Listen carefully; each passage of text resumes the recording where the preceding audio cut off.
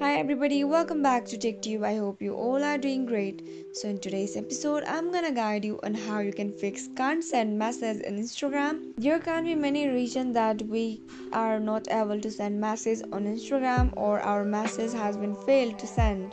So how can we fix this? So make sure to watch the video till the end to know how. So for instance, let's go to the Instagram. Now here go to your chat section. So here let's say click any of the chats. I want to send any message. Let's say that message is failed to send, or let's say I'm not able to send the message. Now what I have to do is just long press on the message. Now tap on unsend and again try to send it. If it's still not sending, then there may be the reason that is that the person might have blocked you, or the person might have deactivated their Instagram account, or we haven't updated our Instagram application.